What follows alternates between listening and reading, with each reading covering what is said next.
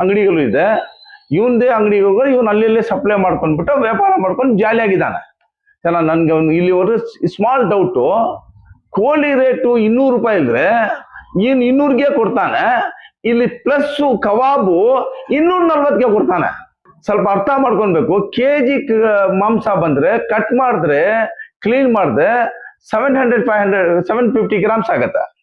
ಇವನು ಅದಕ್ಕೆ ಅದೇ ಕೆಜಿ ಕಬಾಬ್ ತಗೊಂಡ್ ಬಂದು 20 ರೂಪಾಯಿ 30 ರೂಪಾಯಿ 40 ರೂಪಾಯಿಗೆ ಲಾಭ ಇಟ್ಕೊಂಡ್ಬಿಟ್ಟು ಕೊಡ್ತೀವಿ ಅಂತ ಕೊಡ್ತಾ ಇದ್ದಾನೆ. ಅದು ಸುಳ್ಳು.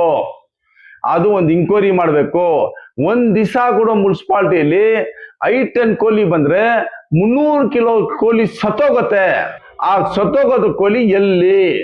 ಆ ಕೋಳಿ ಎಲ್ಲಿದೆ? ಆ ಕೋಳಿ ಇವನ್ ಕಟ್ ಮಾಡಿ ಚಿಕನ್ ಇಲ್ಲಿ ಮಿಕ್ಸ್ ಮಾಡಿಬಿಟ್ಟು ಕೊಡ್ಬಿಡ್ತಾನೆ. ಸತ್ತೋಗೋದ್ ಕೋಳಿ ಇರ್ಲಿ ಪ್ಯೂರ್ ಫ್ಯಾಮಿಲಿ ಅವರು ತಿಂತಾ ಇದಾರೆ. ಅಲ್ಲಿ ಯಾರು ದೊಡ್ಡವ್ರು ಹೋಗಲ್ಲ, ಪ್ಯೂರ್ ಫ್ಯಾಮಿಲಿ ಅವ್ರೆ. ನನ್ಗಿನ್ನ